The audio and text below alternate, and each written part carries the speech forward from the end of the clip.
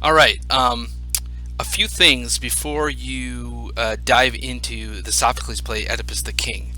As I think we've in class, we've even mentioned Oedipus a few times. He's one of these figures that that lots of people have heard of, whether they've had any encounter with Greek mythology or not. And probably the three most famous things about Oedipus are his heroism in solving the riddle of the Sphinx, and then these very dark, tragic things about him, that he is the man who is doomed to kill his father and marry his mother.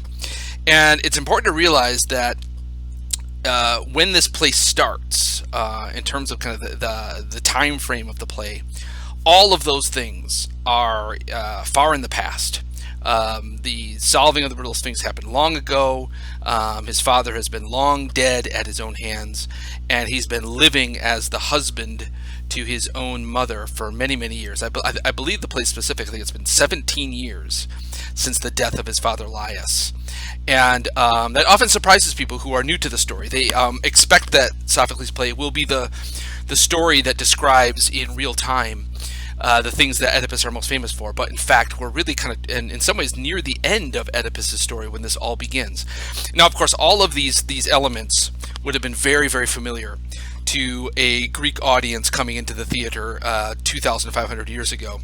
So I think it's important for us who are as a group that's not as familiar with these things. It's important to kind of lay some of the foundations and go through some of the background to the play. So when you do read it, you know exactly what's going on, and you know what all of these things are are referring to along the way. So first up, Oedipus is his curse is just one of a number of curses laid on this family and on the city of Thebes. And kind of the whole story begins with a curse that's given to his father Laius. And Laius is given this curse, this oracle that tells him that if you have a son, that son will be he will wield the dagger, or he will be the instrument of your own death. And so Laius is married to Jocasta. He's the king of Thebes. Jocasta is the queen of Thebes. Laius, like all characters in these stories, they take these oracles seriously, and they also do everything they can to avoid the oracle coming true. But of course, the rule of oracles, the oracles always have to come true. And there's a number of myths that in which characters who are doomed by oracles and doomed by fate, they wiggle and they squirm and they do everything they can to try to get out of these things. But of course, the oracle must come true. There's nothing you can do ultimately to avoid it. And at root, that's in very much what this play is very much about. I mean, Sophocles is interested in looking at Oedipus as a man who's doomed by fate, but also thinking about a man in this situation. Does he still have the freedom to choose, even within those parameters? So we'll come back to those kinds of things. So of course, Laius. So he, knowing this oracle, he does his best. Well, he avoids sleeping with Jocasta, and thinking very reasonably that if they don't sleep together, she can't become pregnant and she won't have a son. But one night he gets drunk. The stories go, and he sleeps with Jocasta. In some of the more violent versions, he actually rapes his own wife, and she becomes pregnant and gives birth to a son. And Laius, of course, now terrified, he's still looking for a way out of the curse. So he has the child abandoned on the slopes of Mount Cathiron, a mountain just outside the city of Thebes. And again, he's trying to find a loophole. It's this idea that, of course, it was taboo to murder one's own kin. But Laius, by abandoning the child, kind of leaving the child exposed on the hillside, of course he wants the child to die, so he'll escape this oracle. But he also wants to do it in a way that that kind of absolves him of actually murdering the child. He's not killing the child; he's just leaving it on the hillside. And you can see, so already Laius' own curse has kind of put him into these horrible, a horrible kind of immoral straitjacket. But of course, the oracle has to come true.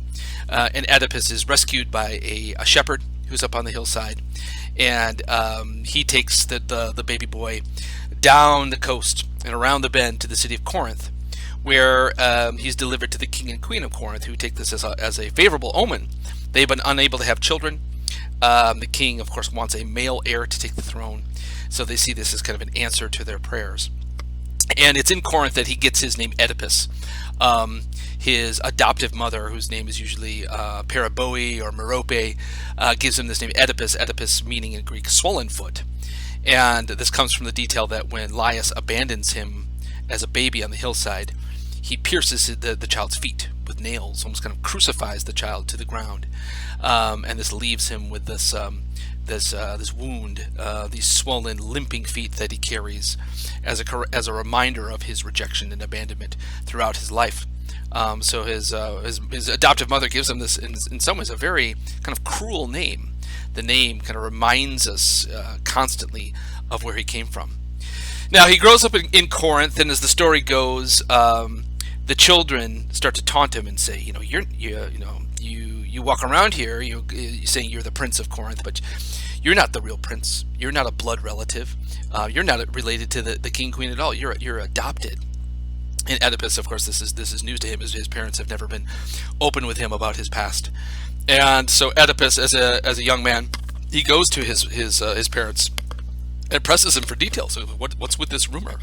Why are the kids saying this? And they hem and haw, and they don't want to give him a straight answer. So Oedipus gets fed up and decides, well, if you're not going to tell me the answer, I will go to a divine source. So he goes, as so many Greek heroes do, goes to the oracle at Delphi. And it's at Delphi he asks the question, basically kind of, who am I? It's kind of a mirror on the wall, tell me who I am. And the oracle famously gives him an answer that he doesn't want to hear. He says, who are you? You are the man who is doomed to murder his father and marry his mother. And so that, again, that refers to kind of the two biggest taboos in society. The murder of one's kin, especially a son killing the father, is often, mythologically speaking, the worst kind of murder that can take place. And then the marrying of the mother, committing incest, sexual relations within one's own family, and the production of children by this is also a line that is not crossed in civilized culture. So Oedipus, so the story is filled with kind of these dark ironies. So Oedipus is, in many ways, a very logical man. I mean, he's, as you'll see in the play, he's got a rage and a temper that undercuts a lot of his judgment quite often. But at root, he's a very logical Greek.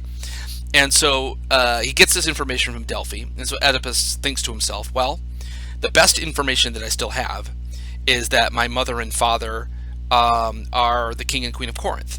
Yes, the children were teasing me. Yes, there are rumors about my adoption, but the best information I have is that they are still my parents. So he decides, well, I'm not going to go back home then. I'll walk in the other direction. So instead of taking the road back to Corinth, he takes the road towards Thebes. And of course, the irony is that Oedipus, every step that he thinks he's taking away from his doom is a step that he's taking towards it, because in Thebes are his real biological mother and father. And as the story usually goes, is that the curse starts to come true right away. It's not far outside of Delphi that Oedipus meets Laius, his father, and his entourage, and he's run off the road. In some versions, the chariots run over his swollen, painful feet. And Oedipus shoved off the side of the road.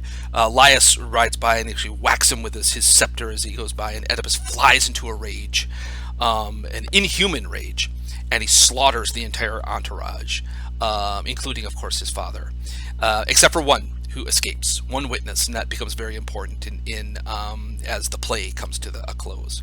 So Oedipus, despite having given this information, you would think that a logical Greek would avoid harming anyone.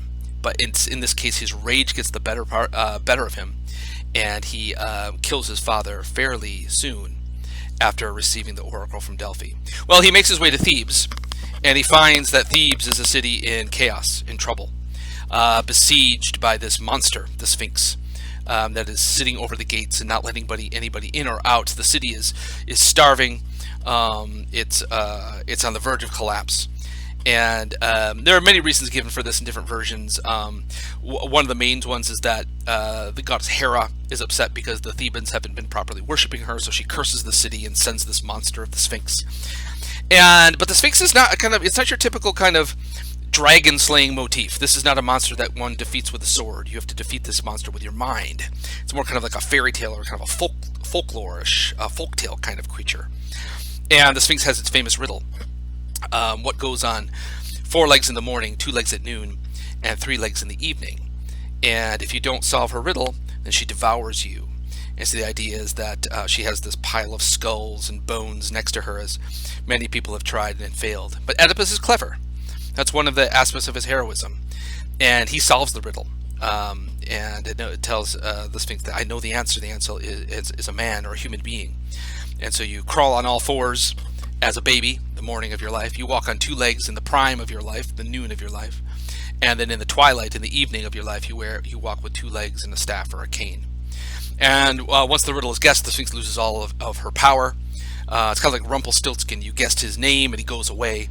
And the Sphinx hurls herself off the walls of the city to her death. And then Oedipus is welcomed into Thebes. And the second turn of the curse comes true fairly soon after that. The Theban people are rejoicing. The monster, the curse is gone. And they do the one thing that they can think of to reward this stranger. Their recent king was mysteriously murdered, so they're without a king, and the queen of Thebes sits there widowed, and they need a ruler. And what better man for the job than the man that just saved the city? And so they give Oedipus the throne of Thebes, and that comes with the hand of the queen. And so he marries Jocasta, again, unwittingly. He's killed his father, not knowing he's killed his father. He marries the widowed queen, not realizing that this woman is his own mother, and rules there for 17 years before the city starts to pay for what Oedipus has done, and that's what the play is all about. So during those 17 years, he's lived as the king of Thebes, by all accounts, a very successful, respected, loved king. But he's been living as a husband to his own mother. They've had 4 children, 2 sons and 2 daughters. And when the play begins, there's a problem. A plague has hit Thebes, and that's how the play opens. A plague, and people are dying. The city's in crisis, and they look to the king for help. And so Oedipus says, "I'm on it. I will figure this out." And as often happens in these stories, they suspect a kind of a divine origin. Plagues don't just come out of anywhere. It's often evidence of that some god or goddess is upset. And indeed, that turns out to be the case. And the problem is that the murderer of Laius, the king who was killed 17 years ago, in Oracle tells the Theban people, is living unpunished within the walls of Thebes. And until that man is either killed or sent out into exile, then the plague will take down this city. And so, of course, that man, of course, is Oedipus. But Oedipus, being the king who wants to save his people, says, I will root this out. And he becomes the kind of the lead detective in this very twisted, ironic detective story, in which the detective himself is the guilty party. And it's also a story in which everyone seems to figure out the truth of the story before the detective kind of realizes and accepts what he has done. So this play was first staged, actually, in the year 428 BCE. And that's important in that in just the year or two before this, in Athens, where this play was staged, there had been a devastating plague. A plague that we estimate probably killed off about 1/3 of the population. And there, too, it was a blow that really Athens never fully recovered from. And kind of before the plague was kind of their heyday, the Parthenon, all these wonderful buildings and this cultural confidence and the rise of philosophy and all that stuff that we still associate with the Greeks. But after the plague, it was really kind of the beginning of the end for the great moment of Athens. And so when this play would have opened to an audience having just come out of this devastating plague, and they would have watched a play open where the people are coming to the king desperate because there's a plague in the city of Thebes, that would have had a tremendous amount of immediate resonance for the audience in that year, in that theater, in that city. And so I think all of that is really important to kind of recognize and to realize, because it kind of gives shape and form and an edge to the play that without that context, you really lose a lot of kind of the punch of what it really what it was when it was first performed.